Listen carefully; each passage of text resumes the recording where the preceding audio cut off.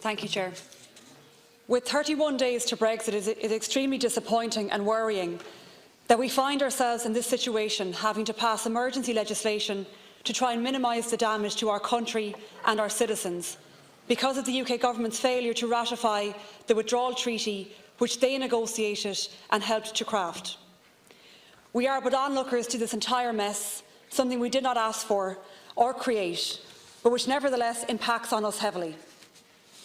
As an Oireachtas, I believe we have shown incredible political maturity in uniting to navigate Brexit together and ensuring we do all we can to buffer and protect Ireland's interests.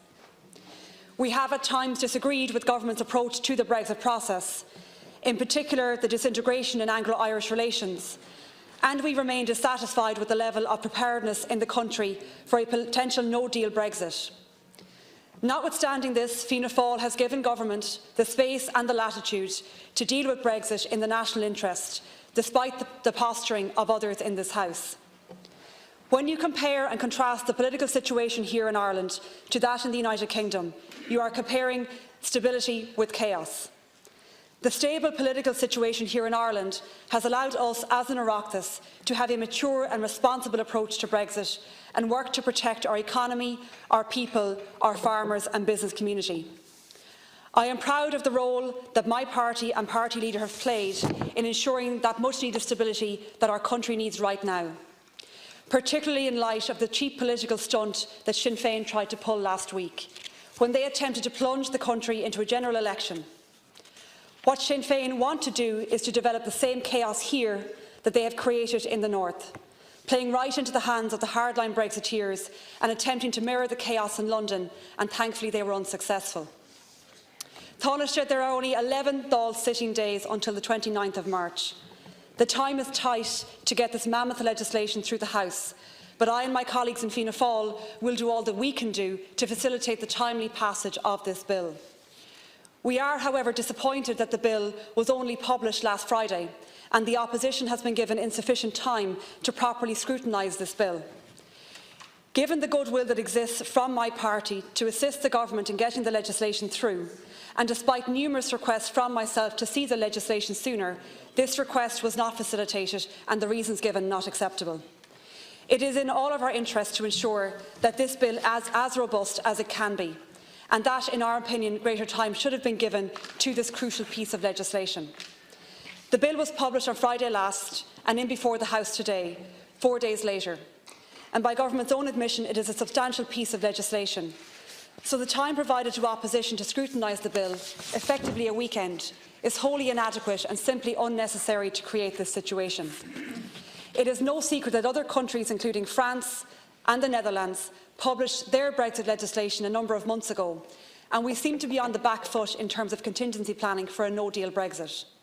Given that we are the country most exposed to the impact of Brexit, we really should be out in front in terms of our preparations for a no-deal Brexit, not at the back of the queue and lagging behind trying to catch up.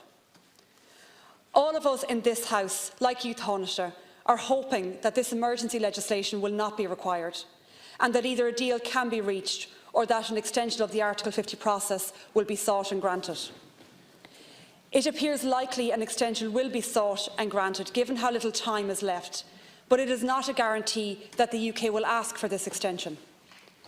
We do not know what length of extension will be sought in the event that the request comes from the UK, but while an extension is preferable to a crash-out, it is not without impact. The continued uncertainty is having a negative impact on sterling prices, on business and on farming, so this is not an ideal situation by any means. The business community is crying out for some degree of certainty that they can plan and make investments, but the picture being painted is that so much is on hold and we are all waiting to see what happens next. The situation is extremely fluid at present. Yesterday, Theresa May said she would delay the meaningful vote on Brexit until the 12th of March, just 17 days out from Brexit Day. Yesterday evening, Donald Tusk called upon the UK to ask for an extension, and then the Labour leader Jeremy Corbyn said that he would support a second Brexit referendum if the UK Parliament rejects Labour's Brexit proposals. Today in the Daily Mail, 3 Conservative ministers wrote an article saying they would support an amendment tomorrow to take no deal off the table and extend Article 50 if no agreement was reached by March 13th. The situation in the UK is changing by the day, if not by the hour at times, and the situation is really uncertain for everybody. What we do know, however, is that the clock continues to tick down until March 29th, and we are no further towards concluding a Brexit deal. To say something positive about the UK political situation, I can see that some members of Parliament across all parties genuinely want to find a solution and understand and sympathise with the Irish situation. And I want to put on record that I am grateful for those moderate voices in the British Parliament, who appreciate their responsibilities under the Good Friday Agreement and who also understand that there is an onus on the UK when pursuing its Brexit policy, that it doesn't hurt or damage other member states in the process. Whilst we all hope that those in charge of the Brexit process in the UK see and sense that realise that leaving without a deal would be an act of great self-harm, nothing can or should be assumed at this point. We only need to look back at December 2017, when we were told that commitments given on the border were bulletproof and cast iron, to see how wrong assumptions and premature celebrations can be. It is my strong belief that the actions and comments of our Taoiseach in December 2017, following the joint statement that gave birth to the infamous backstop, Protocol 49, were touted as a big political win by the Irish Government over the UK. The language used by the Taoiseach at that time made the backstop toxic to some MPs and went some way towards souring relations between the UK and Ireland, and we have been dealing with the fallout and the consequences of that mistake ever since. I am therefore glad to see that the legislation has finally been published and Government are at least not assuming an orderly Brexit and that everything will be all right on the night. We just don't know that will be the case. While Brexit is not of Ireland's making, we are unfortunately central to it. The UK is our nearest neighbour and traditionally our largest trading partner, and our countries are bound together by our often difficult past and tied to each other's future by the common travel area and as co-guarantors of the Good Friday Agreement. Both Ireland and the UK joined the European Union together in 1973, and the relationship between our two islands has been shaped and governed by the European Union ever since. We took for granted the structures that were put in place by the European Union that provided for regular interaction between the Taoiseach and the British Prime Minister of the day and the various ministers across both islands. We have become accustomed to the EU way of doing business, and the UK leaving the European Union will fundamentally change how our islands interact and work together. We now have to find another mechanism by which our two governments and countries can maintain our relationship and continue to work together. Fianna Fáil has proposed a Nordic-style Council of Ministers and believes that no time should be wasted post-Brexit to put this new structure in place. Given how strained relations have become due to the Brexit process, we will have work to do to mend those relations and indeed strengthen them for the future. In the event of a no-deal Brexit, this bill will address some of the most fundamental issues and will, in as much as feasibly possible, try to maintain the status quo. The bill spans a number of different government departments, and over the course of the debate, my party's various spokespersons will address each of the various areas of competence covered by the bill. We welcome that reciprocal health arrangements will be maintained. This was of particular concern to patients living around the border area who may have been precluded from accessing their geographically closest hospital for treatment. We welcome that an agreement has been reached that formalises the pre-existing common travel area social protection arrangements in a legally binding agreement which was signed on February 1st. We welcome that this bill ensures that cross-border bus services will be maintained to ensure connectivity across communities. We welcome the provisions relating to the electricity supply licences to facilitate the continuing operation of the single electricity market. We welcome the measures that strengthen Enterprise Ireland's capacity to support client companies throughout the Brexit process that have been exposed and vulnerable across those areas. This flexibility is much needed and will remove some of the barriers and red tape companies can face in accessing credit. We welcome also the provisions relating to third-level institutions and the maintenance of current arrangements with the UK to facilitate students from both islands continuing to study across both islands. While these measures are welcome, we must be very clear in this House, and more importantly with the public, that this bill is emergency legislation and it will not fully protect Ireland and our economy in the event of a no-deal Brexit. There will be an immediate disruption to financial markets, and a fall in sterling would harm our competitiveness, and several sectors will be particularly exposed and will immediately need significantly more support and assistance from the government that more than has been offered to date. Whilst over the longer term we would see a reduction in economic growth and a reduction in the level of output. According to the Department of Finance projections, a disorderly Brexit would result in a substantial slowdown in GDP growth to 2.7% in 2019, from an estimated 4.2% in budget 2019. And the modest surplus projected for 2020 would instead become a deficit. Over a 10-year period, the level of Irish output could be reduced by approximately 7%.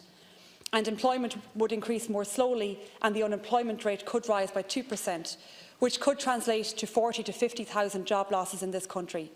This would in turn impact on the public finances. To put it mildly, there is no good news in Brexit. Certain sectors are particularly exposed to Brexit. Our agri-food industry, for example, could be decimated in a no-deal Brexit, and it is particularly reliant on the UK market. In 2017, agri-food exports to the UK were valued at approximately €5.2 billion. 48% of our beef exports go to the UK, 21% of our dairy exports, and 46% of our cheddar exports, and almost 100% of our mushroom exports. There are up to 300,000 people employed in this country, indirectly or directly in this sector, and the grim reality is that no-deal Brexit would result in job losses in this sector, and there is very little in the bill to prevent this. Last week there were reports that a no-deal Brexit scenario in the UK, that they would open up their markets to South American beef. This would be nothing short of catastrophic for our beef industry, and it would have a devastating effect on farmers the length and breadth of this country. If this comes to pass and Irish beef is forced to compete in the UK market against cheaper imports from other countries, jobs, many of which are in rural Ireland, would be lost. It was really concerning to read reports last week from the UK that some British politicians were seeking to exploit this vulnerability around our beef sector in the hope that we may compromise on the backstop. It was disappointing to see tactics of this nature emerge, and I hope they have been put to bed. It is wise to remember that there will come a time when Brexit will be behind us, and we have to be able to trust and work with one another. In response to this Taoiseach, you said last week that the European Commission will support and protect a sector to ensure that it survives. Whilst warm words are welcome, in this industry we need to know the facts and the figures. We need to know that the assistance now, that there will be concrete guarantees in place afterwards in relation to resources, financial or otherwise. I have consistently asked the Government to provide details to the farming sector around what financial package will be available on March 30th should the worst happen. We also need to ensure that whatever financial aid is made available, that it goes direct to the producer and that the farmer is not at the back of the queue. Moreover, we cannot lose sight of the fact that whatever the outcome of Brexit, orderly or disorderly, it will ultimately result in a change. And whilst the magnitude of this change is not yet identified, industries, businesses and SMEs will need additional support in the short, medium and long term to help them adapt to their new trading environment, which sees the UK outside of the EU and considers a third country. While the measures in this bill in relation to Enterprise Ireland are welcome, we need more detail on how the Government plans to support businesses and industries in the weeks, months and years ahead. There has been far too much of a wait-and-see approach from Government, and now is the time for specifics. Fianna Fáil has, from the outset of this referendum result, called on the Government to prepare for all Brexit scenarios. Time and time again we have asked the Government to publish their contingency plans and to be prepared for what is one of the gravest threats we have ever faced. At times when the Government didn't like our line of questioning, they accused us of playing politics with Brexit, but that was neither true nor fair. We are and are simply trying to protect our country's interests and do our job in opposition. It is no secret that whilst we have broadly supported the Government's negotiating stance, we have been critical of domestic preparedness, and I make no apology for that. As the main opposition party spokesperson, it is my job to ask the difficult questions and to hold Government to account. Government has been far too quick to accuse opposition of acting against the country's interests when we simply ask legitimate questions of Government policy and strategy. Only yesterday, Minister Humphreys, TD, Minister for Business, Enterprise and Innovation, together with Minister Paschal Donoghue, Minister for Finance and Public Expenditure, launched the first in a series of customs training workshops, which are being delivered by the local enterprise offices. This, in my opinion, exemplifies the tardiness with which Government has approached their domestic preparations for Brexit. Why are these workshops only being launched now, with just over 30 days to go until March 29th? Why did the government not act sooner on providing these workshops? These are legitimate questions, and government should not shy away from answering them. Throughout this entire Brexit process, the issue of the border has loomed large over the debate. The possible reintroduction of a border on this island is causing serious anxiety across border communities, and the issue remains unresolved. While there is a withdrawal agreement agreed between the EU and the UK, and within that agreement there is a solution to the border, namely the backstop, this remains one of the key barriers to actually getting that deal ratified in the UK Parliament, and the UK is seeking to change the backstop or even drop it from the agreement entirely. If the deal is not ratified, then we do not have a backstop, and we remain without a solution to the Irish border issue. I listen and take heed when the head of the PSNI warns that reinstatement of any border infrastructure on this island would run a serious risk of a return to violence. I sincerely hope that British politicians listen to this warning too. A border is not just a barrier to trade, it represents partition and harks back to a dark past on this island, a past that we want to leave just there in the past. Fianna Fáil, like everyone in this House, will not accept a reintroduction of a border on this island, but we are concerned about what happens in the event of a no-deal scenario. This bill does not address this issue, and we have no clarity as to how government intend to protect the single market and the Union's customs code in the event of a no-deal Brexit. We've been told that difficult conversations will have to be had, but what exactly does that mean in practice? The Taoiseach, when pushed on the issue, went as far as to say there might be checks somewhere in the sea, but that doesn't exactly provide clarity to anybody here in this House. I have asked the question directly more than once. Has any contingency planning been done by government for a hard border? And I have been told no. I have to take this answer in good faith and accept this to be the case. However, I do not think it is credible to suggest that no conversations have taken place whatsoever around what might happen in the event of a no-deal Brexit. It is accepted that if the UK crashes out and becomes a third country, there will have to be checks on goods coming in from the UK somewhere. But we have nothing from government on how they plan to deal with this. While Minister Ross clearly is not in the know on this and is clearly in the dark on this issue, I have to assume that at the very least the Taoiseach and the Taoiseach have had this conversation. I would be concerned by any suggestion that we might have checks imposed on Irish goods entering the EU mainland through France or elsewhere, because we might be seen as a backdoor to a third country and won't permit checks here. This would effectively remove the benefits of the single market from Irish exporters, and we do not want to see this happening. So I sincerely hope that the government and the huge team of experienced civil servants working on this plan have something in place in the event that the worst does happen. The Omnibus Bill is only one element of our preparations for Brexit, but it is an important piece of the puzzle and will go some way towards ensuring we maintain the status quo in key areas in the event of a no-deal Brexit. The fact that we have set aside essentially all parliamentary time by agreement of the House to get this legislation passed shows the commitment of all TDs to doing what we can to protect our country and get the legislation through. There is no doubt that Ireland is in a vulnerable and precarious position, and we need to up our game in terms of preparations here in this country. It is clear that we can no longer afford to have all of our eggs in the basket of getting a deal over the line. As painful as this process has been to date, arguably the most difficult part is yet to come. We are still only at the stage of negotiating the UK's exit from the European Union.